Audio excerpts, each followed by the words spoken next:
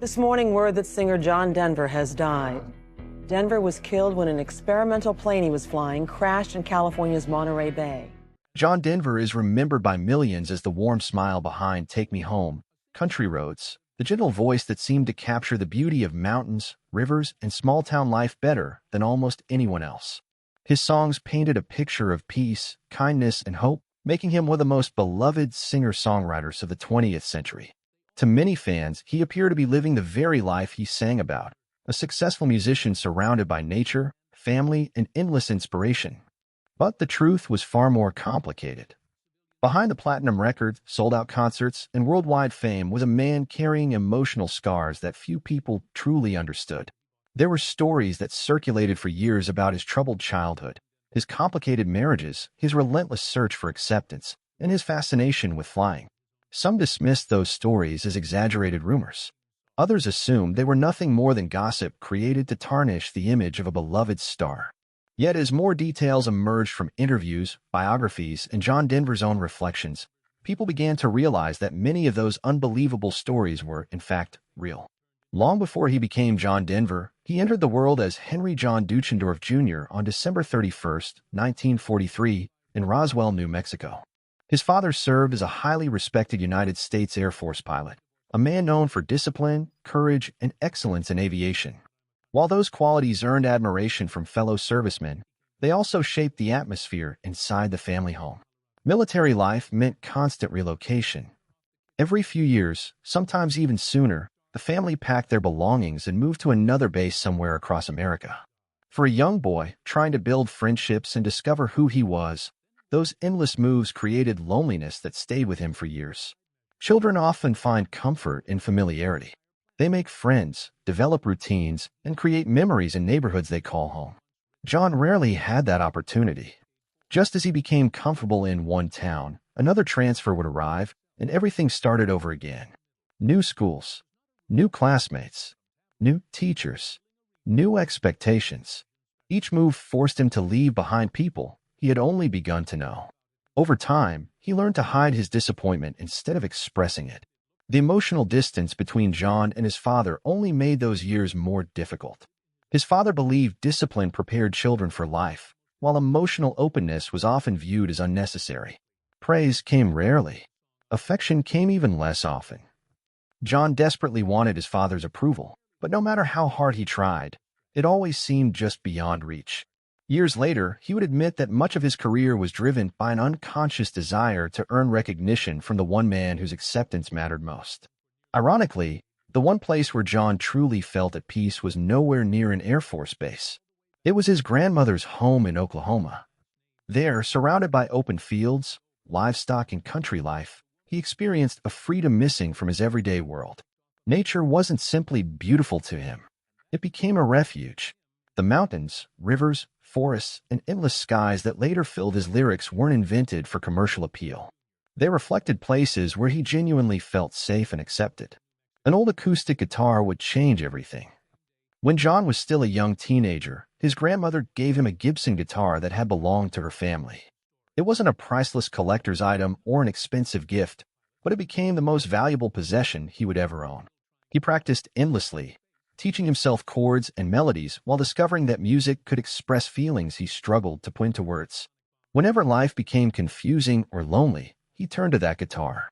Music soon became much more than a hobby. While attending college in Texas, John briefly studied architecture, hoping to follow a practical career path. Yet every lecture seemed to pull him farther away from where his heart wanted to be. During evenings, he performed in small clubs and coffee houses, slowly building confidence as a songwriter. Eventually, he reached a difficult decision. He could continue living a predictable life, or he could take a tremendous risk and chase music full-time. He chose the risk. With little money, limited connections, and no guarantee of success, John drove to California carrying little more than hope and his guitar. Like thousands of aspiring musicians before him, he believed talent and determination would somehow open doors. Reality proved far harsher. Auditions ended in rejection. Producers showed little interest. Record companies saw nothing particularly special about another young folk singer trying to make it in Los Angeles. Even his last name became an obstacle.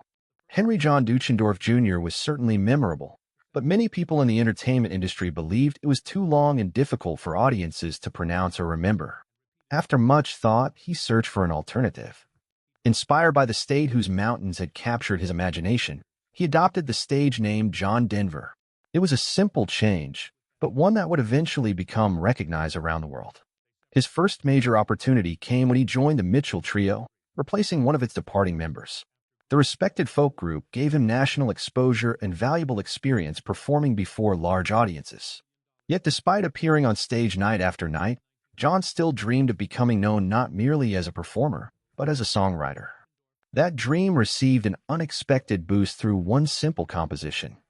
During the mid-1960s, John wrote a heartfelt song expressing the sadness of leaving loved ones behind while traveling. He originally viewed it as a personal piece rather than a commercial hit. However, after other musicians heard the song, it found its way into the hands of the famous folk trio Peter, Paul, and Mary. They recorded it under a new title, Leaving on a Jet Plane. The song became a massive success. Ironically, while audiences everywhere sang John's lyrics, relatively few people knew he had written them. His reputation as a songwriter grew inside the music industry, but his own recording career still struggled to gain momentum. Several albums received little commercial attention, and there were moments when it appeared he might never become the star he hoped to be. Many artists would have given up. John didn't. He continued writing, continued performing, continued believing that eventually the right song would connect with listeners. That breakthrough finally arrived in the early 1970s. Songs like Take Me Home, Country Roads, Rocky Mountain High, Sunshine on My Shoulders, and Thank God I'm a Country Boy transformed him into one of the biggest recording artists in America. His warm voice, sincere lyrics, and unmistakable optimism resonated with audiences during a time when many people longed for simplicity and hope. Concert arenas filled quickly. Television appearances became frequent.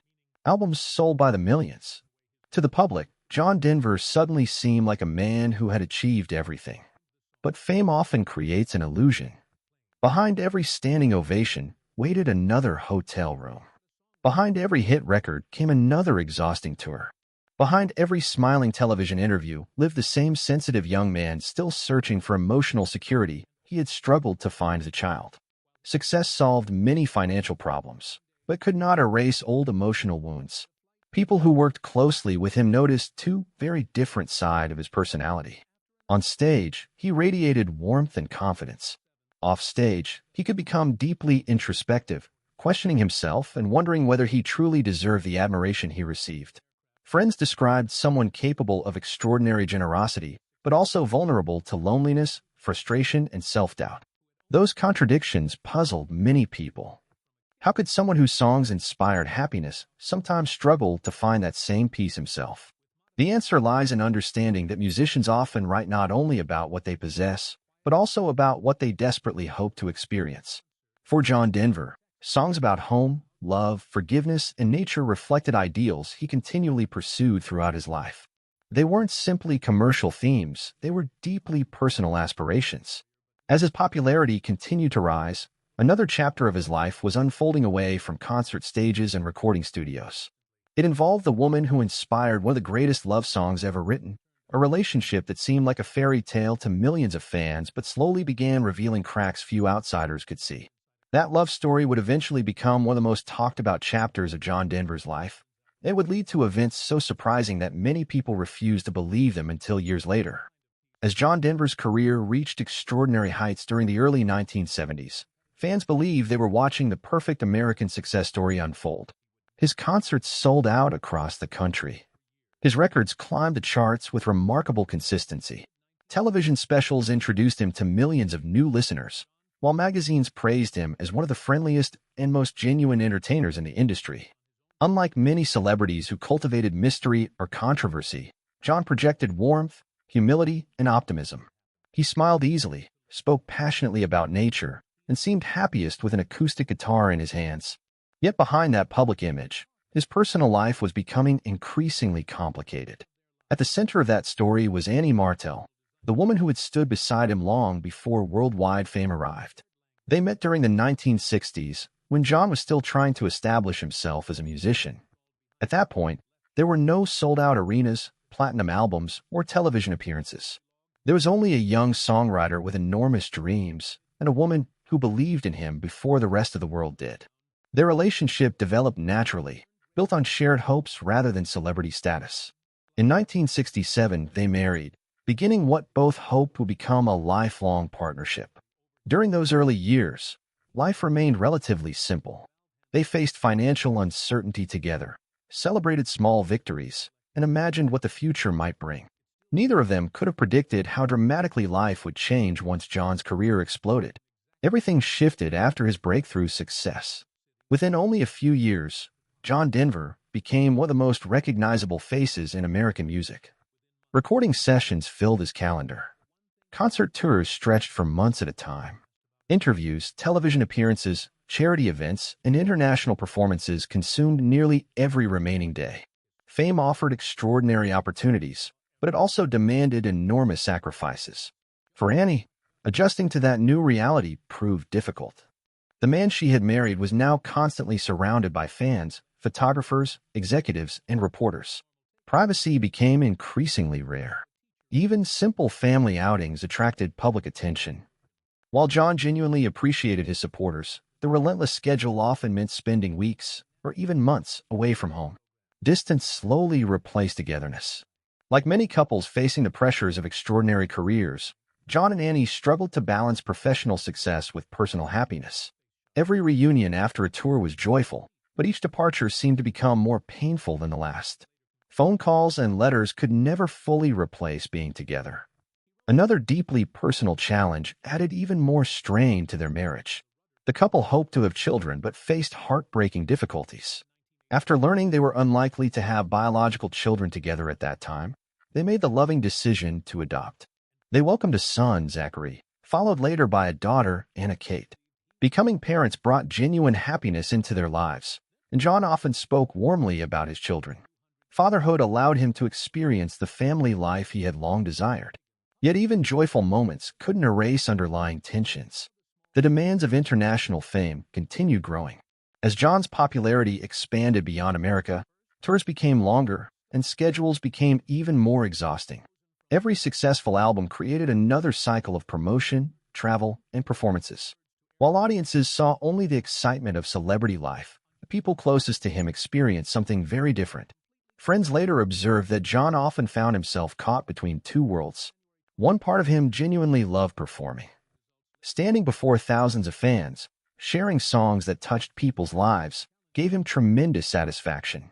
But another part longed for quiet mornings in the mountains, evenings at home with family, and time away from cameras. Those two desires constantly competed with one another.